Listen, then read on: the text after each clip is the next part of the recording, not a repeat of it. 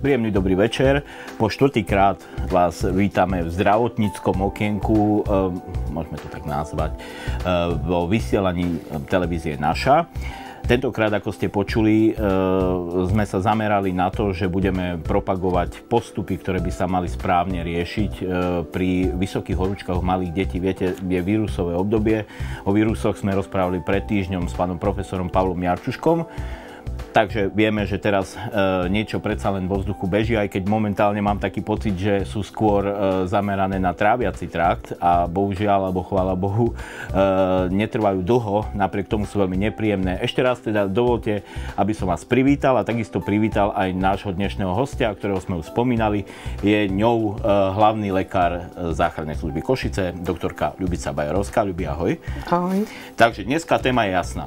Zamerali sme sa na prevenciu vzniku krčových stavov u detí, to je taký širší názov, alebo inak to môžeme nazvať, že ako správne chladiť dieťa. Každý povie, že vysoká teplota, keď už nezaberú lieky, treba chladiť. Ale ako správne chladiť, to si ukážeme viac menej aj názorne a k tomu si aj niečo povieme.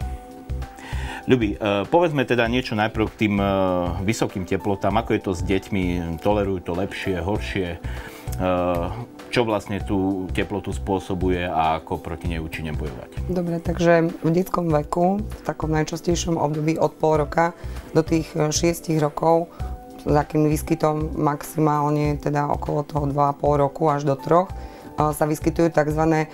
Febrilné krče. Deti vlastne v detskom veku reagujú na akýkoľvek infekčný agent s vysokou teplotou, čiže tak pyrogénne. Na základe toho nie je zriedkavá teplota 38-39 stupňov Celzia pri akýchkoľvek vírusových alebo iných aj bakteriálnych infekciách. Je to vlastne prejav imunitnej reakcie organizmu na niečo cudzorodé, čo tam teda v tom organizme byť nemá. Na základe toho tie deti určite istým spôsobom vlastne sa ten organizmus prehrieva a musí sa ochladzovať.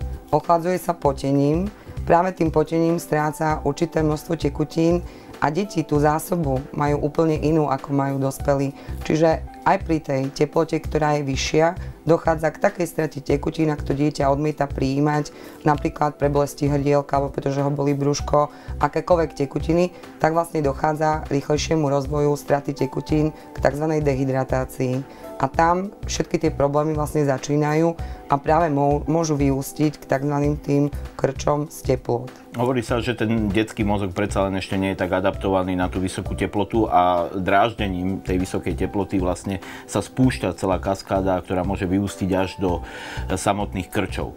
Ale teraz máme malé dieťa, ja poviem toľko, že sme to natáčali zhruba pred koľkými? 6 rokmi na tvojej dcérke, ktorá je už teraz úplne niekde inde, je v škole, v prvom ročníku a vtedy to bolo 9-mesačné bábätko.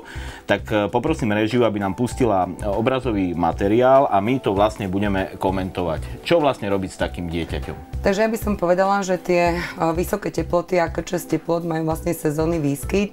Vyskytujú sa tak v zime ako aj v lete. To dieťa samozrejme môže rôzne reagovať, môže byť plačlivé. V každom prípade 38,5 je teplota, ktorá už musí akéhokoľvek rodiča upozorniť na to, teda, že je to stav, ktorý musíme sledovať. Do 38 sa teplota neznižuje, súvisí to práve s tými obrannými schopnosťami detského organizmu, ktorý je takto nastavený. Keď má dieťa 38,5, už musíme dieťatko, ako vidíte na tom aj inštruktážnom videu, vyzliesť, aby sa vlastne ten organizmus ochladzoval okolitým vzduchom, ktorý je. Čiže odporúča sa žiadne umelé oblečenie, skôr bavlnené, ľahké, priedušné. Dieťa by malo dostatočne prijímať tekutiny a vlastne musíme sledovať, aký je výstup teda tej telesnej teploty. Ako náhle sa dostávame na tých 38,5, tam už musíme okrem liekov, ktoré sa používajú vlastne v detskom veku, je to paracetamol alebo ibuprofen, liek, ktorý znižuje horúčku, musíme pridať aj určitý spôsob chladenia a na to sa používajú buď u ležiaceho dieťaťa zábaly, ako vidíte, čiže plienka sa namočí do vlažnej vody, ktorá má mať 22 stupňov Celzia. Dieťatko sa nesmie celé zabaliť ale iba telíčko pod pazuškami, nôžky, ručky a tvár musia zostať odkryté. Zhruba každých 10 minút sa tá plienka vymení, ľahko sa prekryje, vidíte, ďalším teda uterákom alebo ľahkou dekou. A takto sa pokračuje 30 minút. Za 30 minút tá teplota klesá. Ďalším spôsobom je dieťa, alebo teda to chladenie musí byť vždy spojené. Nedá sa len podávať lieky. Už pri teplote 38,5 už musíme robiť aj teda tie lokálne opatrenia, či už zábaly, alebo nasledujúce, kedy to dieťatko sedí, dáme do vaničky s vlažnou vodou. Každá mamička má teplomer, čiže zhruba tá vlažná voda neznamená studená. Má 22 stupňov, to je pomerne teplá voda. Čiže asi také niečo pod telovú teplotu. Áno, niečo pod telovú teplotu a vidíte, že trie sa telíčko, vlastne bábätka žinkou.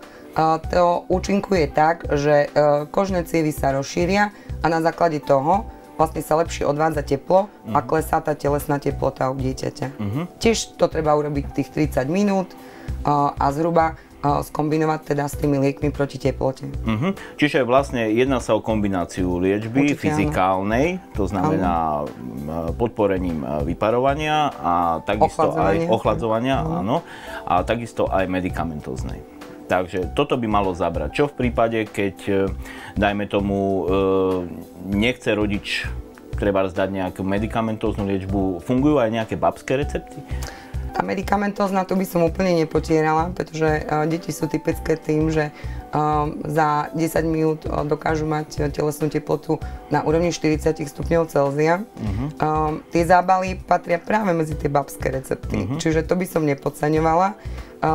Môžu sa používať napríklad roztoky kyslých, vlastne kyslé roztoky, ako je napríklad citrón alebo ocot, ale ako opäť... vypiť? Nie. Potieranie napríklad ručiek alebo teda tých nožiek, to je taký typický babský recept, hej. Keď sa ma spýta, že ako účinkuje, neviem povedať, ale v každom prípade, a ja si pamätám, že keď som bola malá, moja mama mi potierala pri vysokých teplotách vlastne nohy aj ruky práve citrónovou šťavou. V každom prípade určite to bolo v kombinácii so zábalmi. Takže by som povedala, že tie zábaly tam zohrali oveľa väčšiu úlohu ako teda ten citrón. Na čo musíme dávať pozor? Určite v každej rodine sa vyskytuje epilepsia, alebo môže sa vyskytnúť epilepsia, čiže tá rodina, v ktorej sa vyskytuje epilepsia ako taká, tam aj tie detičky sú náchylnejšie práve na teda krčové stavy spôsobené vysokou telesnou teplotou. Zvyčajne, ak sa vyskytnú u toho dojčaťa do 1 roka, tak asi 50% tých záchvatov sa zvykne zopakovať. Samozrejme, každý takýto krčový stav, to dieťa vyzerá naozaj proste tak, že tá matka sa vystraší, môže sa zapozerať, napne sa celé teličko do takého lúku, nemusí mať vôbec krče, stačí, že premodrie, môžu tam byť apnoické pauzy, kedy to dieťatko určitý čas nedýcha. Môže na chvíľočku stratiť aj vedomie. Dôležité je, že vlastne rýchlo sa ten stav upraví. To sú také jednoduché.